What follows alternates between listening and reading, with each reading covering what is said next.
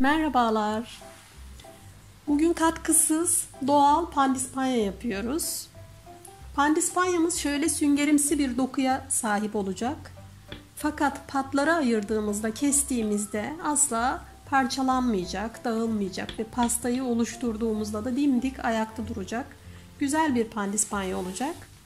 Pandispanya yapımı lütfen gözünüzü korkutmasın. Birazdan vereceğim tüyolara harfiyen uyduğunuzda sizler de böyle harika sünger gibi, mis gibi pandispanyalar hazırlayabilirsiniz. Öyleyse buyurun pandispanyanın yapımına geçelim.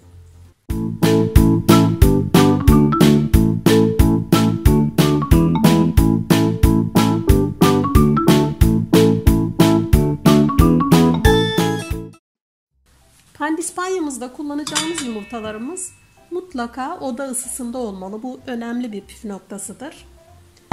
Yumurta sarılarını ve aklarını çok dikkatlice ayırıyoruz ki yumurta sarılarından yumurta aklarına hiçbir şekilde bulaşma, karışma olmasın. Bu önemlidir. Dikkat edelim. Yumurta aklarının içine bir fiske tuz ilave ediyoruz. Şekerimizin yarısını ilave ediyoruz ve merengimizi yapmaya başlıyoruz. Yumurta aklarını mikserin yüksek devrinde karıştırmaya başlıyoruz.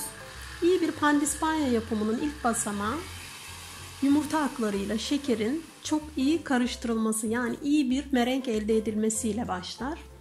Bu önemli bir noktadır. Eğer el mikseri kullanıyorsanız süreyi biraz daha fazla tutun derim. Merengim yoğunlaştı. Tabiri caizse kar halini aldı. Bakın kıvam tam da bu şekilde olmalı. Gördüğünüz gibi spatulama aldığımda aşağı doğru akmıyor. Yoğun bir kıvamda.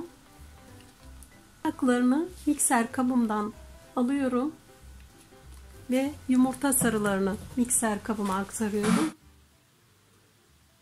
Şekerimi de ilave edip mikserimi çalıştırıyorum. Yaklaşık 1 dakika kadar mikserimi çalıştıracağım. Şöyle yumurta sarılarıyla şekerler birbirine karışacak ki birazdan sıcak suyu ilave ettiğimde yumurtalarım pişmesin. Yumurta sarıları ve şekerin iyice karıştığına emin olduğumuzda sıcak suyu ilave ediyoruz. Sıcak suyumuzu ilave ettikten sonra mikserin yüksek devrinde karıştırmaya devam ediyoruz. 2 katı hacme ulaşacak açık sarı krema kıvamına gelecektir. Artık kuru malzemelerimi elemeye başlayabilirim. Un, nişasta, kabartma tozu ve 2 paket vanilyayı eliyorum. Elemeden önce şöyle bir karıştırıyorum ki kabartma tozu, vanilya ve un eşit oranda dağılsın ve havalansın. Pandispanyalarda hangi ölçüde olursa olsun mutlaka 2 paket vanilya kullanmalıyız. Bu sayede yumurtanın verdiği o hafif koku mutlaka gidecektir.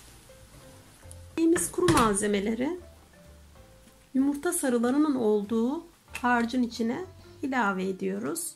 Mikserimizin en düşük devrinde yavaş yavaş iyice birbirine karışana kadar çırpmaya devam ediyoruz. Yaklaşık şöyle 1 dakika falan yeterli oluyor bunun için. Artık mikseri bıraktık. Bundan sonrasına spatula yardımıyla devam edeceğiz. Gördüğünüz gibi karışım epey yoğun, koyu kıvamlı bir kek harcı kıvamında. Şimdi yumurta akının, yani merengimizin ilk partisiyle bu kıvamı biraz açacağız. Merengimizi yumurta sarılarının olduğu harca 3 defa da dahil ediyoruz. Dıştan içe doğru spatulamızı yavaşça hareket ettirerek o köpüksü dokuyu söndürmeden karıştırma yapmamız çok önemli. Pandispanyamızın çok iyi kabarmasında, çökmemesinde, istediğimiz sonucu almamızda en önemli püf noktalarından birisi de bu köpüksü dokuyu söndürmeden karışımımıza son hamleyi yapmak.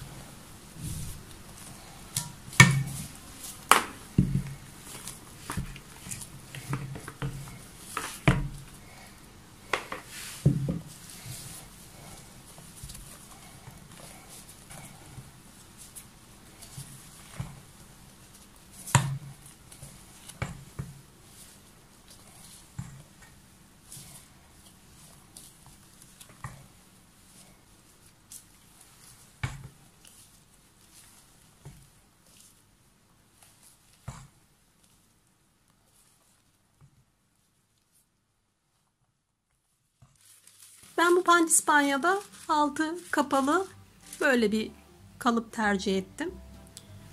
Tereyağıyla yağlayıp yağlı kağıdı güzelce alt tabana ve yan duvarlara yerleştirdim.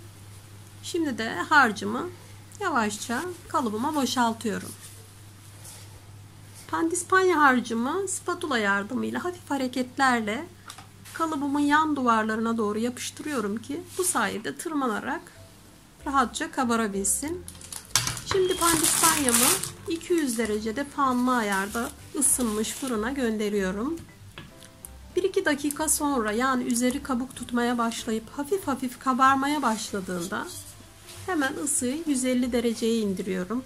Bu sayede pandispanyam yavaş yavaş kabararak ve rengini, dokusunu bozmadan çok iyi bir şekilde kabaracaktır. Ve sürenin sonunda yumuşacık sünger gibi bir pandispanyamız olacaktır. Pişme süresi farklı fırınlarda farklı sürede olabilir. Buna dikkat edelim. Pişme süresinin sonunda pişme kontrolü yapalım. Eğer piştiyse direkt bir tel ızgara üzerine kalıbımızı ters çevirerek soğumaya bırakıyoruz. Kalıbı ters çevirdiğimizde bu sayede pandispanyamız çökmeyecek. Tam tersine aşağı doğru sarkacak ve o kabarmış dokuyu kaybetmeden dinlenerek soğuyacaktır. Pandispanyayı mutlaka ya bir gece önceden yapıp buzdolabında streçleyip dinlendirelim veya 3-4 saat mutlaka buzdolabında dinlendirelim ki bu sayede patlara ayırırken, kesme işlemini yaparken parçalanmasın, hiçbir şekilde deforme olmasın. Bu pandispanyayı buzdolabınızın difriz bölümünde, yani buzlukta 6-7 ay, normal bölümünde de 7-8 gün rahatlıkla saklayabilirsiniz. Pandispanyanın ölçülerini açıklama bölümüne ekledim. Kanalıma abone olmayı ve tüm paylaşımlarımdan haberdar olmak için gönderi bildirimlerinizi açmayı unutmayın. Bir sonraki videoda görüşmek üzere. Hoşça kalın.